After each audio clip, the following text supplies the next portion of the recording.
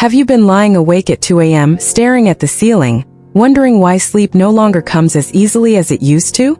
If that sounds like you, you're not alone. Many women, especially in their 60s and beyond, find themselves battling sleeplessness for the first time in their lives. And it's not just about aging, it's about how aging changes everything. Your hormones, your rhythms, your relationship with rest. In this video, we're going to explore 10 gentle evidence-based strategies that come straight from geriatric care. Not quick hacks or fads, but real compassionate guidance drawn from the lived experiences of older adults. And more importantly, from what helps them feel safe enough, calm enough, and supported enough to truly sleep. Now, you don't need to follow all 10 strategies at once. Even starting with just one small shift can begin to ease the night. So let's take it one step at a time. Let's begin with the first 5. The first one may surprise you. It's light. And not just any light, daylight. As we age, our eyes naturally let in less light. The lens becomes thicker, and the retina less sensitive. That means we're not getting the same strong cues from daylight that help regulate the body's internal clock. And when that clock is off, sleep becomes irregular or even disappears. I once knew an older woman who spent most of her day indoors. Her curtains stayed drawn, partly for privacy, partly out of habit. Over time, her body forgot when it was supposed to be alert and when it was supposed to wind down. She said, "It's like my sleep has no rhythm anymore." The solution? Bring in more light. Open your blinds every morning. Step outside for a short walk before 10 a.m. Or if that's not possible, try using a full-spectrum light indoors during the day, especially in winter. Your body is still listening to the light around you. It just needs the signal to be stronger. Now let's talk about napping. A short nap can feel like a treat, but when naps stretch long or happen late in the day, they can quietly steal from your nighttime rest. The truth is, many older adults feel sleepy during the day. Sometimes it's because they didn't sleep well the night before. Other times it's from medications or inactivity, but then they nap too long, and come nighttime they're wide awake. It becomes a cycle. There was one woman who used to doze off around 4 p.m. just for a bit, she said. But that bit became over an hour. And later, when she tried to sleep at 10, her body wasn't ready. So if you do nap, keep it short. 15 to 30 minutes. Ideally before 3 p.m. Enough to refresh you, not reset your clock. Let your body know that nighttime is still the main event. That brings us to something simple but powerful. Routine. Going to bed and waking up at the same time each day, even on weekends, even when you're retired, helps anchor your sleep rhythm. Without a schedule, your internal clock floats. You sleep late one night, wake early another, and eventually your body forgets what to expect. I met someone who, after retiring, gave herself permission to sleep whenever she felt like it. First, it was freeing, but within weeks she felt foggy, disconnected. She said, "I lost track of time and myself." Consistency, especially now, is a gift. It tells your body, here is safety, here is rhythm, here is rest. Next, we have to talk about what we drink and when. Caffeine, of course, is an obvious culprit, but it lingers longer than most people realize. A cup of coffee at 2 p.m. can still be in your system at 10 p.m. And for sensitive sleepers, even a morning cup can leave traces. Then there's alcohol. Many people believe a glass of wine helps them unwind. And yes, it might make you drowsy, but what it also does is fragment your sleep. You might fall asleep faster but wake up more often and feel less restored. I once heard someone say, "It helps me fall asleep, but I always feel heavy in the morning." That heaviness was her body working harder to process the alcohol, not resting. So the gentle advice here is this: limit caffeine to mornings. And if you do enjoy a drink, have it earlier in the evening, and not every night.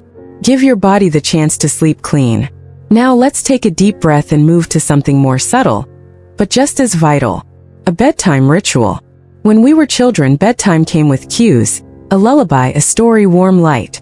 But somehow, as adults, we expect sleep to arrive just because the clock says so. The truth is, your body still craves those signals. They help shift you from alertness to rest. There was a woman who told me she never really stopped during the evening. She watched TV until midnight, checked her emails, then brushed her teeth and went straight to bed. And then she lay there wired, her mind racing, her body still on. What helped her wasn't melatonin or more pillows, it was creating a pause. She started turning off bright screens at 9. She lit a candle, read a few pages of poetry, put on a soft instrumental playlist she loved in her 20s. And over time, her body began to recognize the cues. Your ritual doesn't have to be elaborate, just has to be yours. And it has to be loving. That was 5. And perhaps you're already noticing how these aren't just sleep tips. They're ways of caring for yourself differently. Because rest at this stage of life is no longer just about getting through the night. It's about supporting the mind, the heart, and the body in ways that feel whole. But we're not done yet. The next 5 strategies go even deeper. Into the emotional roots of sleeplessness, into the quiet pain that often goes unspoken, and into how we can gently meet it with kindness and skill. In the next part of this video, we'll explore how stress, pain, loneliness, and even our beliefs about sleep itself can shape the way we rest, and how small, compassionate changes can begin to shift even the most stubborn patterns. So take this moment, breathe softly, and let what you've heard settle in. When you're ready, I'll be right here to guide you into part 2. So far, we've talked about light, routine, caffeine, napping, and the power of a bedtime ritual. And maybe, just maybe, some of those changes are already stirring something gentle inside you, a sense that rest might still be possible. But there's another layer to sleeplessness, one that doesn't show up on the clock, one that lives deeper in the body, the heart, and the silence of the night. And that's what we'll explore now. Let's begin with something many of us carry quietly: stress. Even after retirement, after the kids are grown, after life has seemingly slowed down, the stress doesn't always go away. It just changes shape. For some, it's the uncertainty of aging. For others, it's concern over health, finances, or simply being alone. These worries don't always scream. Sometimes they whisper, but they still keep the nervous system on edge. I once met a woman who told me, "It's like my body doesn't know how to relax anymore. Even when I'm tired, I feel wired." And that's exactly what chronic low-grade stress does. It keeps the body in a state of alert. Not tense enough to feel panic, but just enough to prevent deep rest. So what helps? Start simple. Before bed, write down what's on your mind. Not to fix it, just to name it. Then breathe in deeply. And on the exhale, say softly, "Not tonight.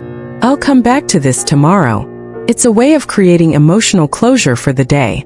Others find comfort in prayer, gentle music, or holding a warm object, like a cup of tea or a heating pad, to remind the body that the day is over, and it's safe to let go.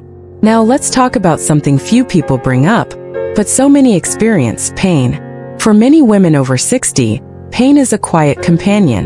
Aching joints, stiff muscles, or that unexplainable discomfort that seems to settle into the bones. But here's what's important to remember. Just because it's common, doesn't mean it should be ignored. Pain interferes with sleep.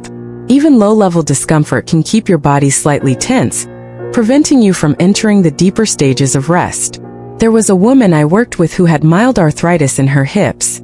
She never considered it a big deal during the day, but at night, she found herself tossing and turning. For years, she thought it was just bad sleep. But once she adjusted her mattress and added a small cushion between her knees, things changed. Sometimes the solution isn't dramatic. Maybe it's finding the right sleeping position. Maybe it's adjusting your bedding, or asking your doctor about gentle nighttime pain relief. Not to sedate, but to soothe. You deserve to sleep in comfort. Not just absence of pain, but in a body that feels tended to. Now here's a pattern many fall into without realizing. Lying in bed. Not sleeping, but staying there hoping. It's understandable. You think, if I just wait long enough, I'll fall asleep. But what often happens is this. The longer you lie there, the more frustrated you become. And soon your brain starts to associate the bed with wakefulness, with anxiety, even with failure. It becomes a cycle, one that's very hard to break unless you do something counterintuitive. If you've been lying awake for 20 or 30 minutes, and you don't feel sleepy, gently get up. Go to another room or even just a chair near the bed. Do something quiet, calming. No bright screens. No news. Just something like knitting, reading a poem, listening to soft music. When your eyes grow heavy, return to bed. This simple act helps rewire your brain.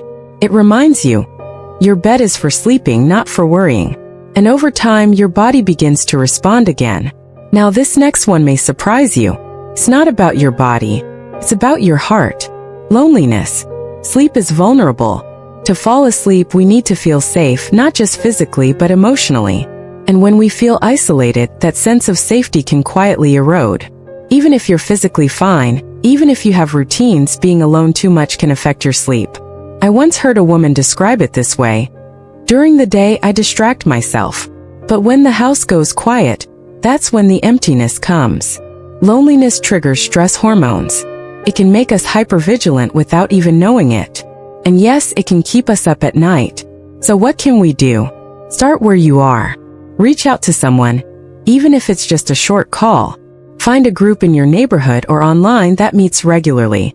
Volunteer not for them but for you. And if human company isn't available right now, consider a pet, or even a regular walk where you say hello to the same people. Connection doesn't have to be deep, just has to be consistent. The point is, you're not meant to go through the night alone, not emotionally. Even a small thread of connection can anchor you back to rest.